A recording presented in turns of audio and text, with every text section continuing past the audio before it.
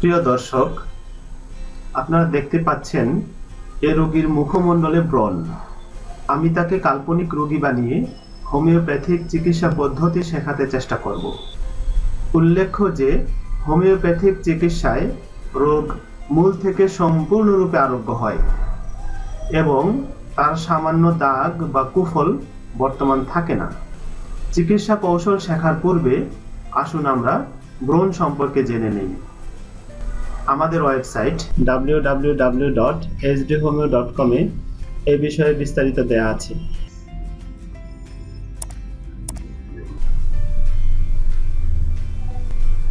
ব্রণ হলো ত্বকের সেবাসিয়াস গ্ল্যান্ডের প্রদাহ বা সংক্রমণ। বিশেষ করে এটি মুখমণ্ডলে লাল ফুসকুড়ি উৎপন্ন করে। টিনেজারদের ব্যাপক হারে এ রোগ হতে দেখা যায়। সাধারণত টেস্টোস্টেরনের মতো অ্যান্ড্রোজেন বৃদ্ধির ফলে ব্রণ হয়। ব্রণের কারণে মনে ভীতি উদ্রেক হয়, আত্মবিশ্বাস কমে যায়, অতিরিক্ত পর্যায়ে মানসিক অবসাদ দেখা দেয় এবং আত্মহত্যার মতো অবস্থার উদ্ভব হতে পারে। উইকিপিডিয়ার তথ্য মতে একটি সমীক্ষায় দেখা গিয়েছে ব্রণের রোগীদের আত্মহত্যার পরিমাণ 7.1%। অর্থাৎ পৃথিবীতে 100 জন আত্মহত্যাকারীর মাঝে 7 জনেরও বেশি শুধু ব্রণের কারণে আত্মহত্যা করে। ব্রণের অপর নাম পিম্পল। ছোট ছোট পাস্টুলার বা পেপুলারের মতো উদ্ভিদকে পিম্পল বলে, যা ত্বকে ফুসকুড়ি ও প্রদাহ সৃষ্টি করে। সাধারণত ছোট ছোট ফুসকুড়ি ও ব্রণকে পিম্পল বলে ডাকা হয়।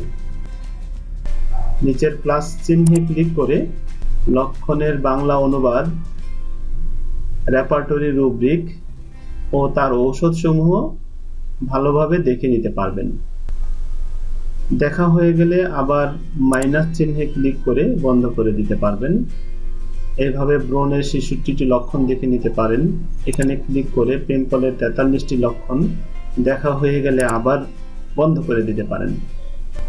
ব্রণের প্রকারভেদ। কালো মাথাযুক্ত ব্রণ, কমেডন্স। কমেডন্স সেবাসিয়াস গ্ল্যান্ড সংক্রমিত হয়ে বারবার উদ্ভেদ উৎপন্ন করে। টিপ দিয়ে গেলে দিলে ভাতের মতো বের হয়, যার মাথার দিকে কালচে ভাব থাকে। একবার গেলে দেওয়ার পর আবারও ভাতের মতো জমে। পরবর্তীতে মাথার দিকে কালচে ভাব থাকে না। একে ব্ল্যাক হেড ও হোয়াইট হেড বলে ডাকা হয়। এই ছবিটি ব্ল্যাক হেড কমেডন্স এর ইন্টারনাল চিত্র। এটি হোয়াইট হেড কমেডন্সের ইন্টারনাল চিত্র। আর এই নাকের ছবি দেখে আপনারা সহজে অনুমান করতে পারছেন যে কমেডন্সটা আসলে কেমন। এই প্লাস চিহ্নে ক্লিক করে কমেডন্সের 7টি লক্ষণ, তার রেপার্টরি রুব্রিক ও তার ঔষধসমূহ জেনে নিতে পারবেন। ব্রণের দ্বিতীয় প্রকার হলো পেপুলার। অস্বাভাবিকভাবে কোনো পরিবর্তন হয়ে ত্বকের রং পরিবর্তন করে।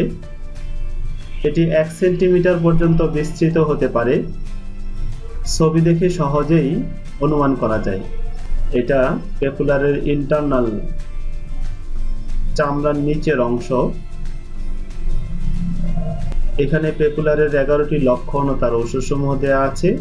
ক্লিক করে নিজ দায়িত্বে পড়ে নেবেন। 3 নাম্বার, পুজবটি অথবা পুজ উৎপাদক উদ্ভিদ, পাস্টুলস অথবা সাপুরেটিং। পুজপূর্ণ ফুসকুড়িকে পুজবটি, পাস্টুলস বলে এবং যে ফুসকুড়ির পুজ বাহির করার পরেও বারবার পুজ উৎপন্ন হয় তাকে পুজ উৎপাদক উদ্ভিদ, সাপুরেটিং বলে। এই ছবি দেখে সহজে অনুমান করা যায় এটা হলো পাস্টুল। এটা ইন্টারনাল পাস্টুল। পুজবটির 49টি লক্ষণ ও তার ঔষধ এখানে রয়েছে। লোমফোরা, বয়েলস। লোমফোরা চামড়ার নিচে ব্যথাযুক্ত পুজবটি, যার ফলে ত্বক লাল ও প্রদাহিত হয়ে বড় আকারের ফুসকুড়ি উৎপন্ন করে। লোমফোরা সাধারণত সংক্রমিত লোম বা চুলের বীজকোষ থেকে উৎপন্ন হয়। এর ফলে পুজ গহ্বর ও ব্যথা উৎপন্ন হয়। ছবি দেখে সহজে অনুমান করা যাবে লোমফোরা বিষয়টি কি। 5 নাম্বার ক্ষুদ্র আব অথবা পুজ কৌশিক, নোডুলার অথবা সিস্টিক। গুটিযুক্ত উদ্ভিদ যা প্রায়ই বেদনাযুক্ত হয়, ফুসকুড়ি থেকে আরও গুরুতর হয় ও ত্বকের গভীর স্তর পর্যন্ত বিস্তৃত হয়।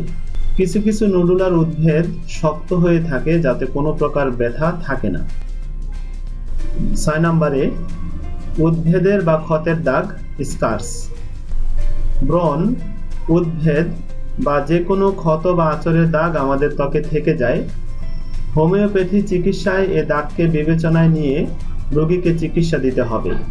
উদ্ভিদের ক্ষত বা ক্ষতের দাগের 47টি লক্ষণ তার ঔষধ এখানে ক্লিক করে আমরা শিখে নিতে পারবো। আর এই ছবিগুলো দেখে সহজেই অনুমান করা যায় উদ্ভিদের দাগ বা ক্ষতের দাগ কেমন হতে পারে। 7 নাম্বার তৈলাক্ত ত্বকের প্রভাব, গ্রেজি, অয়েলি। মুখমণ্ডলে ব্রণ উৎপন্ন হওয়ার জন্য তৈলাক্ত ত্বকের প্রভাব অনেকাংশে দায়ী। হোমিওপ্যাথি চিকিৎসায় তৈলাক্ত ত্বকের প্রভাবকে বিবেচনায় নিয়ে রোগীকে চিকিৎসা দিতে হবে।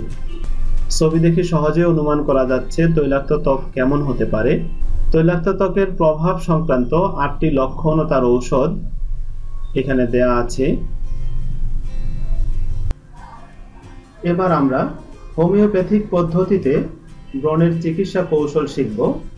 ধরুন এই রোগী থেকে 12টি লক্ষণ পাওয়া গেল, যা আমি বিশ্ববিখ্যাত হোমিওপ্যাথিক রেপার্টরাইজেশন সফটওয়্যার রাডার সফটওয়্যারে পূর্ব হতে ইনক্লুড করে রেখেছি। যেমন 1 নম্বরে ফেস ইরাপশন অ্যাকনি অর্থাৎ রোগীর মুখমণ্ডলে ব্রণ। 2 নম্বরে স্কিন সিকেটাইসিস রেড বিকামিং অর্থাৎ ক্ষতের দাগ লাল হয়ে ওঠে বা ব্রণ উপশম হয়ে দাগ হয় এবং কিছুদিন পরে সে দাগ আবারও লাল হয়ে ওঠে। ফেস ইরাপশনস পেপুলার প্রকারের ব্রণ বা পেপুলার প্রকারের উদ্ভিদ। মিনসেস পেইনফুল ব্যথাযুক্ত মাসিক। লিউকুরিয়া মিনসেস বিফোর মাসিকের পূর্বে লিউকুরিয়া বা সাদা স্রাব। এপিটাইট ইজি স্যাটাইটি ক্ষুধা সহজেই তৃপ্ত হয় অর্থাৎ অল্প খেলেই পেট ভরে যায়। রোগী অল্প খেলে আর খেতে পারে না, মনে হয় পেট পূর্ণ হয়েছে। ব্রেড অ্যাভারশন রুটিতে বিতৃষ্ণা। পেশেন্টের মায়ের অভিযোগ যেদিন নাস্তায় রুটি বানানো হয় সেদিন না খেয়ে থাকে, তবুও রুটি খায় না, তাই বাধ্য হয়ে ওর জন্য আলাদা রান্না করতে হয়। ড্রিমস অ্যামোরাস পলিউশন সুইট কামার্ত স্বপ্ন দেখে অর্থাৎ আমরা একে স্বপ্নদোষ বলে থাকি। মাইন্ড কোম্পানি অ্যাভারশন টু মানুষের সাথে মিশতে চায় না অর্থাৎ ব্রণের কারণে মুখমণ্ডলের শ্রী নষ্ট হয়েছে বিধায় পেশেন্ট মানুষের সাথে খুব একটা মিশতে চায় না। Mind company aversion to side of people aversion D patient একে তো মানুষের সাথে মিশতে চায় না, অপরদিকে মানুষ তার দিকে তাকাক, মানুষের কাছাকাছিও সে যেতে চায় না। মাইন্ড লুথিং লাইফ জীবনের প্রতি বিতৃষ্ণা, ব্রণের জন্য মনোকষ্ট, মানুষের সাথে খুব একটা ভালো মিশতে পারে না, ইত্যাদি ইত্যাদি অনেক কারণে রোগীর মানসিক অবস্থা এমন হয়েছে যে তার জীবনের প্রতি বিতৃষ্ণা ধরে গিয়েছে। মাইন্ড ফরগেটফুল ভুলুমনা রোগীর মায়ের অভিযোগ মেয়ে অত্যন্ত ভুলুমনা, সকালে কিছু খেলে বিকেলে বলতে পারে না। এবার প্রশ্ন হলো কিভাবে রুব্রিক ইনক্লুড করতে হয়। আমি এই 10 নাম্বার রুব্রিকটি ইনক্লুড করা শেখাবো। একটি দেখিয়ে দিলে বাকি সবগুলো আপনারা নিজে থেকেই করতে পারবেন আশা করি। এই রুব্রিকের 4টি পার্ট। 1 নাম্বার মাইন্ড, এটি অধ্যায়। 2 নাম্বার কোম্পানি, এটি মূল রুব্রিক। 3 নাম্বার অ্যাভারশন টু, এটি sub rubric. 4 number sight of people avoids the, এই অংশটি হলো সাব রুব্রিক। এই রুব্রিকের উপরে ডাবল ক্লিক করলে আমরা রেপার্টরিতে চলে যাব, তার ঔষধগুলো গ্রেডিং মান সহ আমরা এখানে দেখে নিতে পারবো। তাহলে আসুন আমরা এই রুব্রিকটি খুঁজে বের করি। প্রথমেই আমাদের দূরবীনের মতো এই বাটনটিতে ক্লিক করতে হবে, তারপর অধ্যায় মাইন্ড অধ্যায়তে ক্লিক করতে হবে। মূল রুব্রিকের 2-1টি বর্ণ টাইপ করতে হবে, যেমন কোম্পানির COM। এখানে দেখেন কোম্পানি চলে এসেছে। কোম্পানিতে ক্লিক করার পর তার সাবরুব্রিকগুলো চলে এসেছে। তারপর অ্যাভারশন টু সাবরুব্রিকে ক্লিক করার পর তার অনেকগুলো সাবরুব্রিক চলে এসেছে। এখানে আমাদের কাঙ্ক্ষিত সাবরুব্রিকটি খুঁজে বের করব। Site of people avoid the এই রুব্রিকটি আমরা এখান থেকে সরাসরি এই বক্সে নিয়ে রাখতে পারি। আমরা 1 নাম্বার 2 নাম্বার 3 নাম্বার যে কোনো বক্সে নিয়ে রাখতে পারি, সরাসরিও রাখতে পারি, অথবা site of people avoid the এটাতে ক্লিক করার পর যদি ওকেতে ক্লিক করি সরাসরি আমরা বইয়ে ঢুকে যাব। এখান থেকে রুব্রিক্স এবং তার ঔষধ, এই ঔষধগুলো 3rd গ্রেড ঔষধ, লাল হলো 1st গ্রেড ঔষধ, নীলগুলো 2nd গ্রেড ঔষধ। 3rd গ্রেড ঔষধের গ্রেডিং মান হলো 1, 1st গ্রেড ঔষধের গ্রেডিং মান 3, 2nd গ্রেড ঔষধের গ্রেডিং মান 2। এখান থেকে আমরা ঔষধগুলোর অবস্থান জেনে নিতে পারবো। তারপর এখান থেকে ক্রস রেফারেন্স জেনে নিতে পারবো। ক্রস রেফারেন্স হলো এই রুব্রিকের সাথে এই রুব্রিকের কাছাকাছি মিল রয়েছে, এখানে ক্লিক করে আমরা ওই রুব্রিকেও চলে যেতে পারবো। তো আমি যদি এখানে এই রুব্রিকটাতে টিপ দিয়ে ধরে ড্রাগ করে আমি যে কোনো বক্সে ছেড়ে দিলেই এই রুব্রিকটা চলে যাবে। এবার লক্ষণ বা রুব্রিক সমূহের বিশ্লেষণ। মজার বিষয় হলো রোগীর কমপ্লেইনে সবার আগে যে মেডিসিনগুলো আছে, দেখুন জেনারেল এবং আনুষঙ্গিক লক্ষণগুলোতে যে মেডিসিনগুলো আছে এবং মাইল্ড লক্ষণগুলোতে যে মেডিসিনগুলো আছে, আলাদা আলাদা কোনো ঔষধের সাথে কোনোটার গ্রেডিং মান মিল নেই। তো হোমিওপ্যাথি যেহেতু আলাদা আলাদা করার কিছু নেই, হোমিওপ্যাথি যেহেতু টোটালিটি অফ সিম্পটম, সেজন্য রোগীর কমপ্লেইন, রোগীর জেনারেলিটি, রোগীর মাইন্ড সবগুলো একত্রিত করতে হবে। যদি কেউ শুধু মাইন্ড পড়ে তাহলে ফেলিউর রোগীর সংখ্যা বাড়বে, যদি কেউ শুধু জেনারেল পড়ে তবেও ফেলিউর রোগীর সংখ্যা বাড়বে। যদি কেউ ফিজিক্যাল, জেনারেল ও মাইন্ড সবগুলো একত্রিতভাবে রেপার্টরি করে রোগীকে ঔষধ দিতে পারে তাহলে তার ফেলিউর রোগীর সংখ্যা কমবে। এতক্ষণ আমরা লক্ষণ নিয়ে বিশ্লেষণ করেছি, এখন ঔষধ নিয়ে বিশ্লেষণ করব যে আমরা রোগীকে কোন ঔষধ দিতে পারি। আপনারা দেখতে পাচ্ছেন সিপিয়া এখানে 11 মানে হলো 12টি লক্ষণের মধ্যে সে 11টি লক্ষণের সর্বমোট 24 পয়েন্ট পেয়েছে। নেট্রামিউর 11টি লক্ষণে 23 পয়েন্ট। তো এভাবে পর্যায়ক্রমিকভাবে sepia, natrum mur, calcarea carb, nux vomica, lycopodium, phosphorus, lachesis, sulphur, acid phos, silicea, natrum carb, cicuta virosa, অনেকগুলো মেডিসিন আমরা দেখতে পাচ্ছি। তাহলে আমরা কোন মেডিসিন রোগীর জন্য অ্যাপ্লাই করব? যেটা প্রথমে এসেছে সেটা না অন্য কোনোটা? মনে রাখতে হবে ঔষধ প্রয়োগের পূর্বে ম্যাটেরিয়া মেডিকাল প্রতিটা ঔষধের সাথে রোগীর সাথে চারিত্রিক বৈশিষ্ট্যের মিল থাকতে হবে। দ্বিতীয়ত আমাদের এখানে দেখতে হবে এই মেডিসিনগুলোর মধ্যে কোন মায়াজম রয়েছে।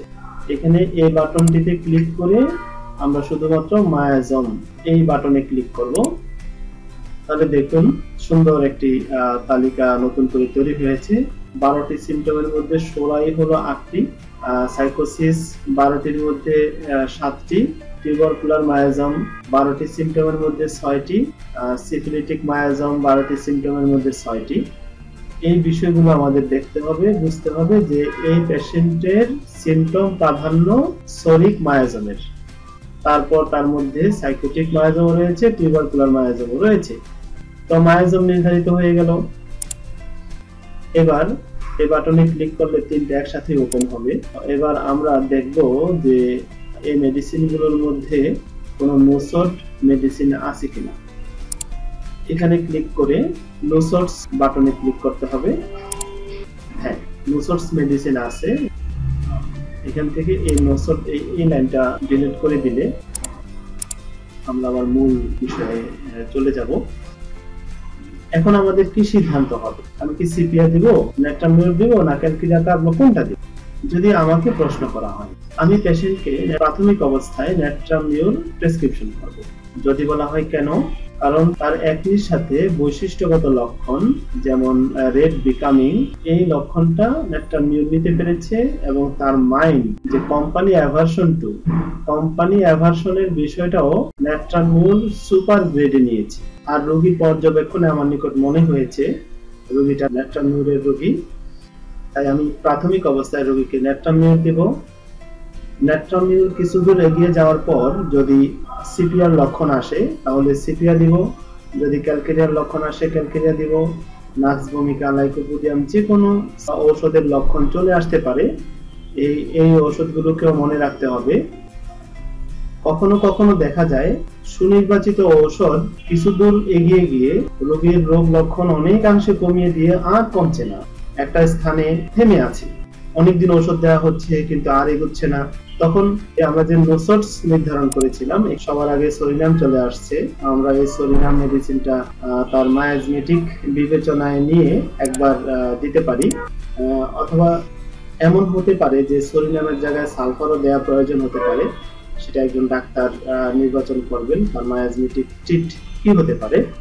তার দ্বিতীয় মায়াজম হলো সাইকোটিক মায়াজম।